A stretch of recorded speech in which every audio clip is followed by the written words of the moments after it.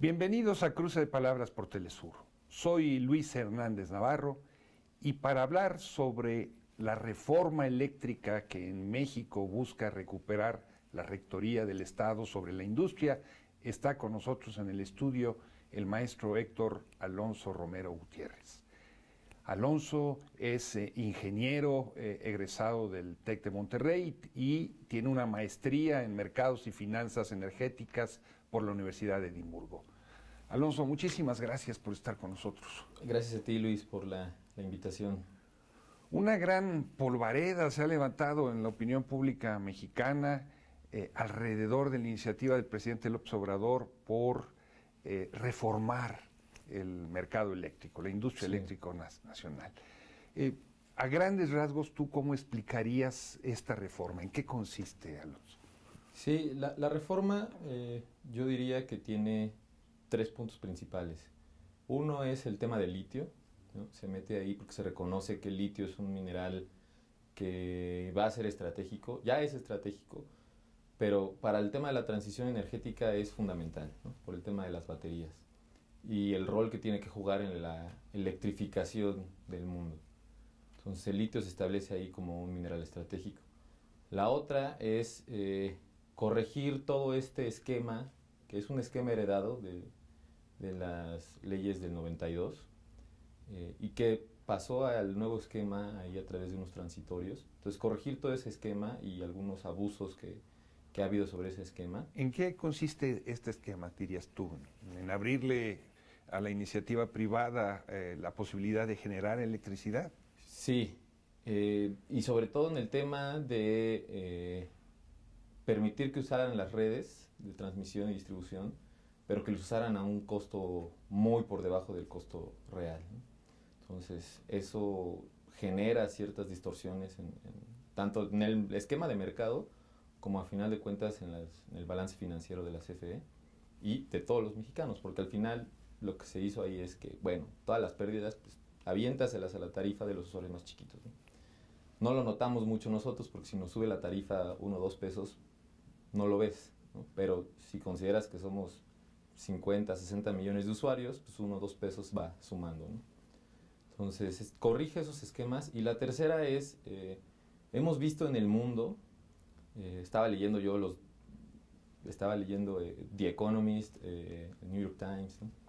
Todos esos diarios de renombre, digamos, coinciden en un punto específico que es la crisis energética que estamos viviendo ahorita es derivado de una rápida adopción de las renovables, sobre todo la energía solar y eólica, sin tener una planeación detrás de cómo tenía que ser esa adopción.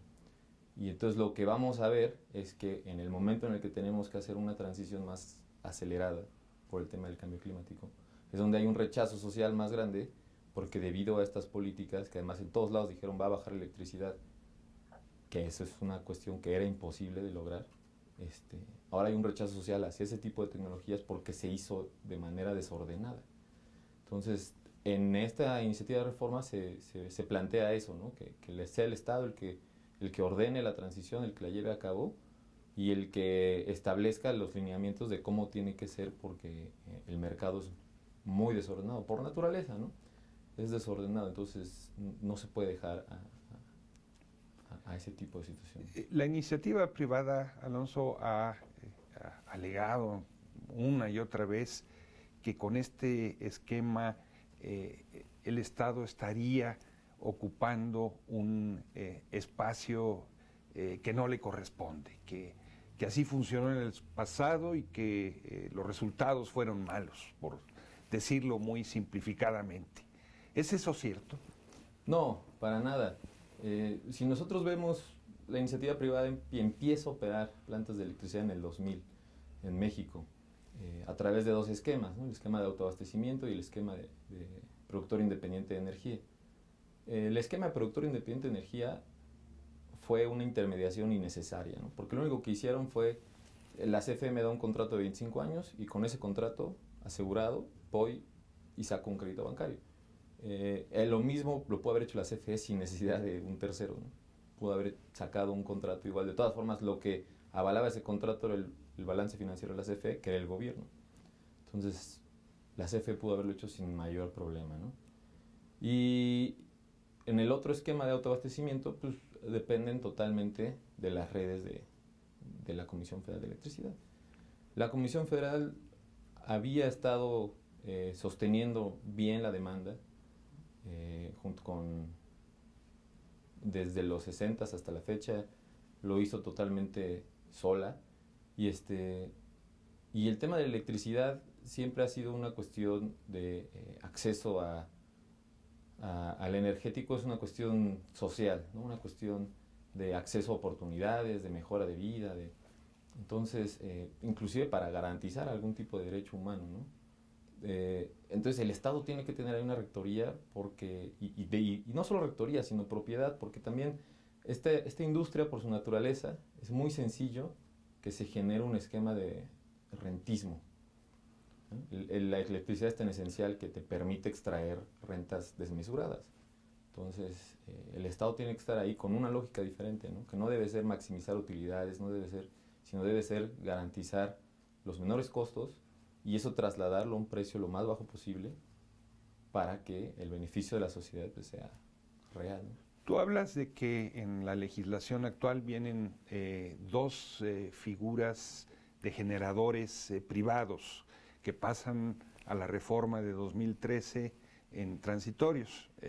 Estás hablando de los productores independientes, sí, que no, en sentido estricto, no ofrecen un servicio público, sino que el servicio público solamente lo ofrece la Comisión Federal de Electricidad, la empresa estatal, y la de la autogeneración, ¿no? Que tiene sentido, por ejemplo, cuando hay una planta que produce cerveza, que tiene que hervir el grano, y que entonces genera vapor, y ese vapor se puede utilizar como electricidad. O sea, hay una serie de actividades industriales que de manera natural pueden generar su propia electricidad. ¿Qué tiene de perverso, digamos, este esquema, o dónde está la perversión según tu punto de vista? Sí, en el tema del autoabastecimiento, justo como tú lo mencionas, son dos esquemas, ¿no? Autoabastecimiento y cogeneración, que cambia básicamente el nombre porque la forma es la misma. Pero sí, la idea original era esa, ¿no? Si tú tienes una planta o tienes un parque industrial, pues que ellos produzcan su propia energía y se ahorran el cargar, digamos, con los costos del sistema completo. Esa es la idea original y si fuera así estaría excelente. Lo que pasa es que después comienzan a utilizar las redes de transmisión. Entonces, inclusive hay una... Perdón, las redes de transmisión son estatales. Son estatales, sí. Son como autopistas. Exacto, una autopista ahí por donde va la electricidad, y las empiezan a utilizar y se genera una controversia constitucional en la cual se pregunta, bueno, el utilizar las redes de transmisión constituye ya o no un servicio público porque estás utilizando un bien público. La Suprema Corte de Justicia en su momento dijo no, porque es un arreglo entre privados, entonces adelante, ¿no? Pero lo que sí es que la ley desde el inicio prohibía la venta. Decía, esta figura solo puede ser para satisfacción de necesidades propias, no puedes vender la electricidad. Y establecía multas altísimas para quien compraba y para quien vendía. Entonces, bajo esa figura nunca se pudo comprar, nunca se pudo vender, no se podía hacer más que una actividad nada más sin fines de lucro. Y de repente vemos que cuando viene la reforma, se vuelven, bueno, en el 2010, antes de eso, les dan unas tarifas especiales, muy cuestionadas, por cierto, en su momento. Hacienda las cuestionó mucho. Y cuando viene la reforma, resulta que cuando se hacen las tarifas reguladas de transmisión, que son las que pagamos todas, estas tarifas que ellos pagan están 8 veces menos, ¿no?, de lo que pagamos todos. Entonces, se empieza a generar un esquema en el cual yo, que no debía de vender, empiezo a integrar socios a mis sociedades, ¿no? Les cobro $1 para que se integren y les doy energía eléctrica, pero además yo puedo ofrecerla muchísimo más bajo porque la transmisión y la distribución me representan el 30% del costo de una tarifa final. Y esos costos, de ese 30% yo pago la octava parte. La octava parte se paga. Entonces, pues, tengo un esquema ahí gigantesco de generación de ganancias, ¿no? Y nada, es como un dato, en el 2017 se tenían 20,000 socios, 20,000 centros de consumo dentro de esas sociedades, En ese momento la Comisión Reguladora de Energía saca una resolución donde dice, bueno, sí, se puede mezclar regímenes, ¿no? Órale, lo nuevo métanlo a lo viejo, no importa, hagan lo que quieran. Y de 20,000 se pasa a 77,000 socios ahora, ¿no?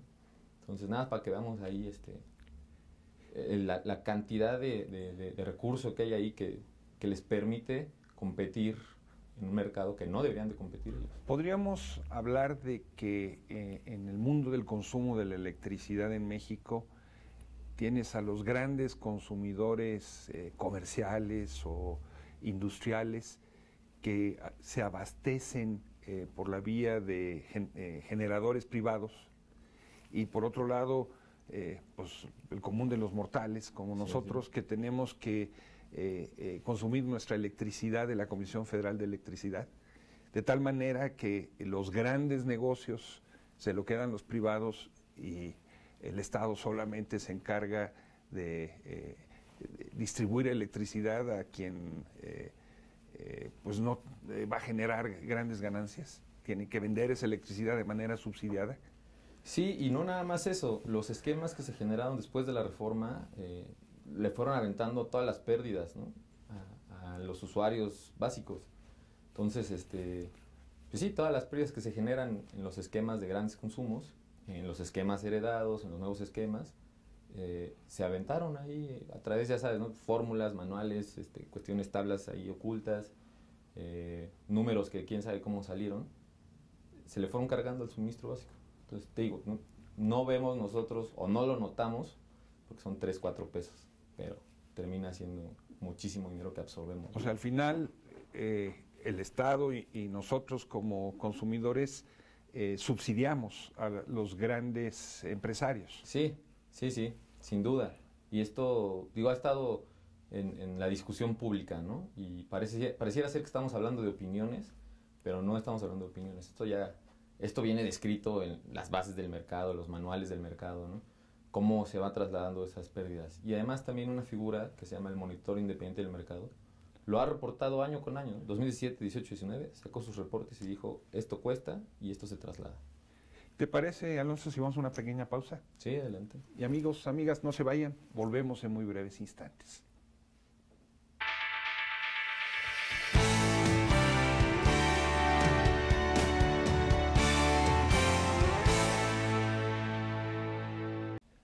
Estamos ya de vuelta en este cruce de palabras conversando sobre la propuesta de reforma energética que el gobierno de Andrés Manuel López Obrador ha hecho, y nos encontramos con el maestro Héctor Alonso Romero Gutiérrez, especialista en mercados y finanzas energéticas.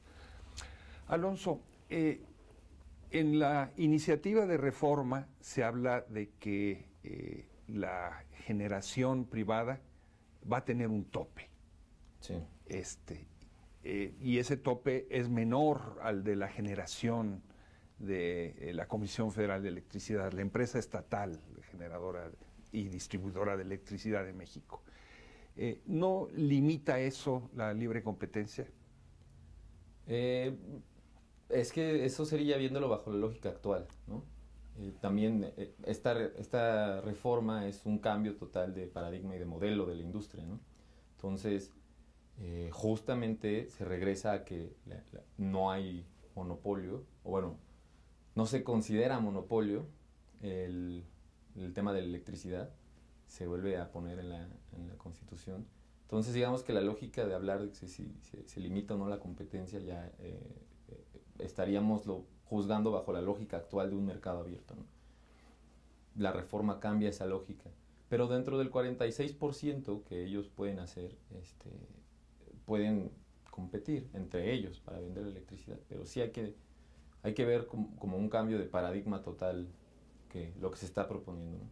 Al principio de tu explicación, tú señalabas que uno de los objetivos de la reforma es regular de otra manera el uso de las energías renovables.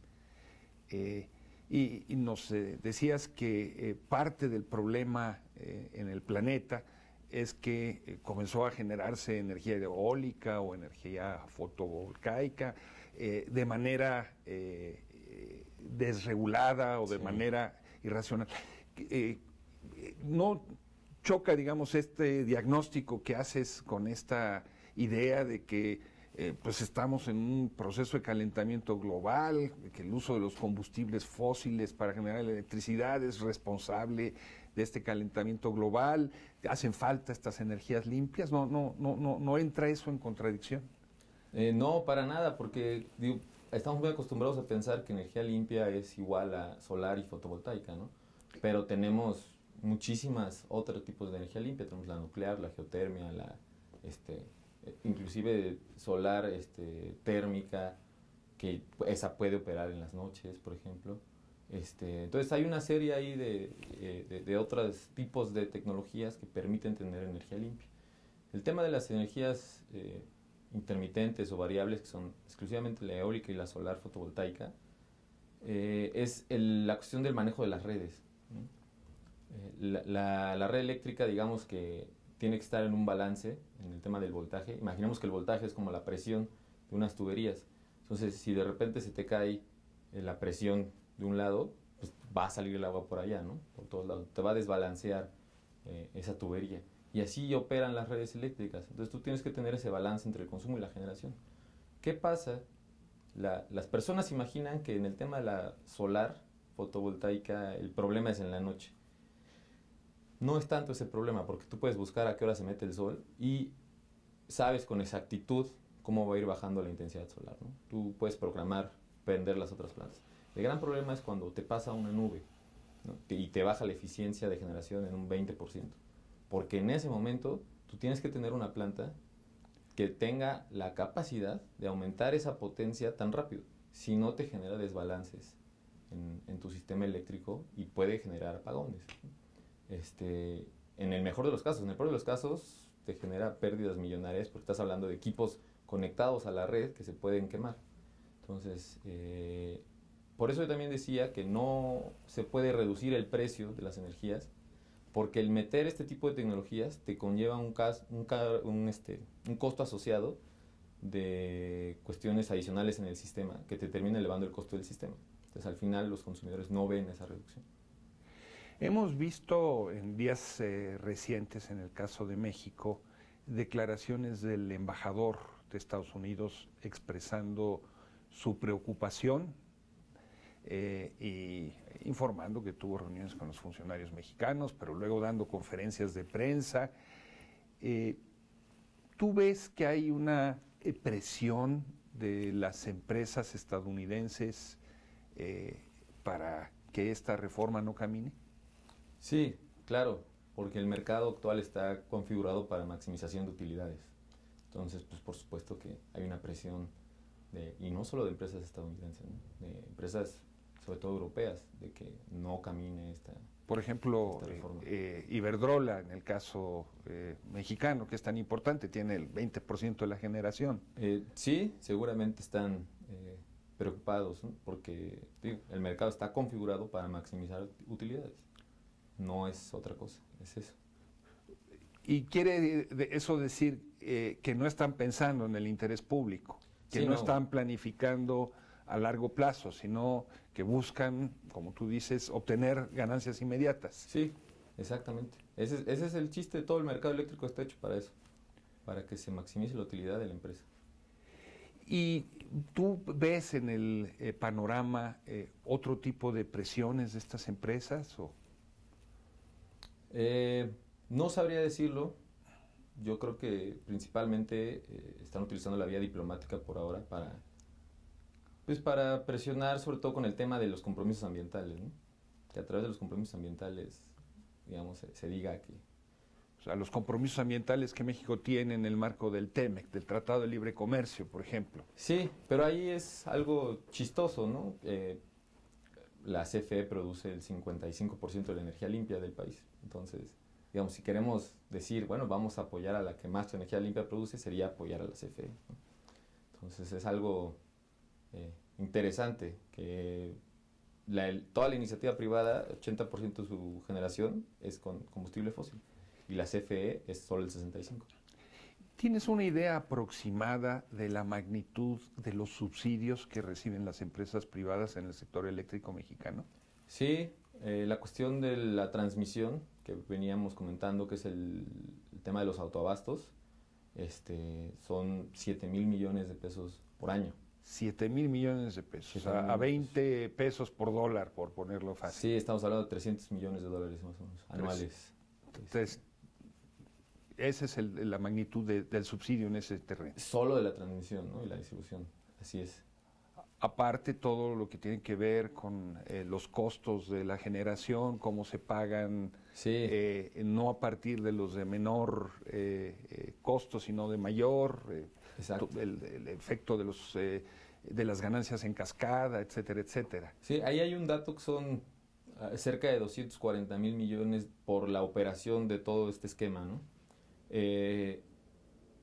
Eso digamos que puede ir variando, porque es una situación en la cual hay que ver qué máquina entra, qué máquina no entra.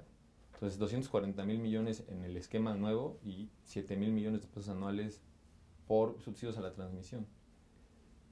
Alonso, el partido y los aliados de López Obrador en el Congreso mexicano no tienen las 2/3 partes de los votos que necesitan para esta reforma constitucional.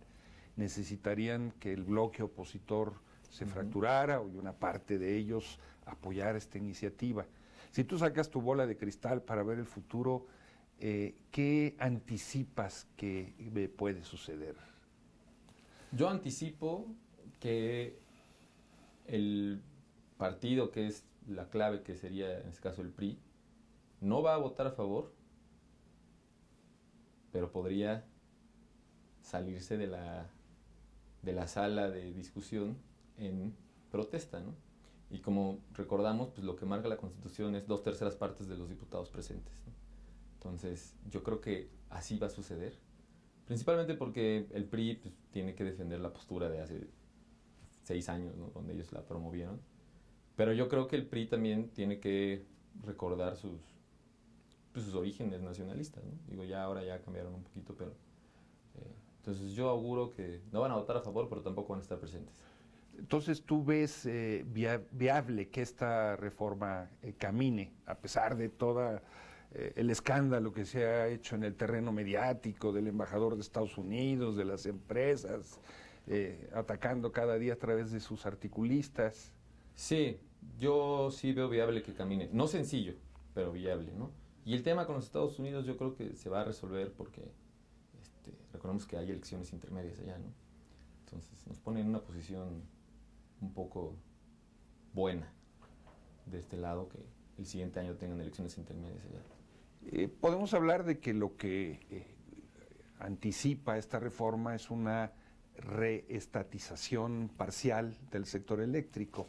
¿Se trata de una medida inusual en el mundo o estamos ante un movimiento pendular en donde también en otros países los estados están buscando tomar control de sus sistemas eléctricos? No, estamos ante una situación, como tú bien lo dices, pendular. Vemos el tema de España, y en el tema de España, pues el gobierno quedó, desde mi punto de vista, quedó exhibido, ¿no? Su falta de capacidad de hacer algo. Entonces ahí son las empresas las que mandan, pero están proponiendo una reforma del sistema eléctrico en España. Y están proponiendo también una reforma del sistema eléctrico a nivel Unión Europea. Pero vemos, por ejemplo, que las privatizaciones a nivel mundial, sobre todo de los 80s que se llevaron a cabo, han estado fallando una tras otra, ¿no? Tenemos el caso del Reino Unido. En Reino Unido la privatización de los trenes ya falló y están ahora estatizándola de nuevo. En Estados Unidos, ¿no? También tenemos el caso hubo un caso muy específico esta semana, la semana pasada, Nuevo México. Iberdrola, a través de su filial Avangrid de Estados Unidos, quiere comprar una utility estatal de Nuevo México y no lo quieren dejar. No lo quieren dejar porque auguran una baja calidad en el servicio, alza de precios, bla, bla. Entonces, vemos que todo el mundo está reconociendo que el sector energético y alguno que otro sector estratégico tiene que ser del Estado. Entonces, estamos viendo estatizaciones a nivel mundial, ¿no? Vamos caminando hacia el otro lado. Entonces, digamos que México se está moviendo en ese contexto internacional, que pareciera aquí que somos los únicos que lo quieren hacer, ¿no? Entonces, estas estatizaciones no estarían originadas en consideraciones ideológicas sino en la necesidad del desarrollo nacional y de impulsar la industria. Sí. O si tienen una consideración, una carga ideológica profunda. Bueno, sobre todo porque es un cambio de modelo, digamos que pues, sí, siempre van a decir que es una cuestión ideológica, ¿no? Digo, también tenemos que recordar que neoliberalismo puro, como se ha querido hacer, también es una ideología, ¿no? Porque en la práctica pues no funciona. Nunca ha funcionado. Entonces, pero viene acompañado esto de una situación en la cual se reconoce que la electricidad tiene un potencial multiplicador, ¿no? La electricidad no tiene que ser un bien por sí mismo que te genere ganancias, sino su consumo te ayuda a generar otro tipo de actividades de mayor valor agregado. Entonces, se reconoce ese efecto multiplicador del consumo de la electricidad. Y entonces estamos hablando de la electricidad como un bien público, no como una mercancía más, con un mercado que es específico. Sí, claro. Y sobre todo porque la estructura de la industria pues viene siendo monopolio natural, siempre ha sido, ¿no? Y siempre han sido bienes públicos. Entonces, ¿por qué? Si toda la infraestructura física es un bien público, el fluido resulta que lo vamos a tratar como un bien cualquiera, ¿no?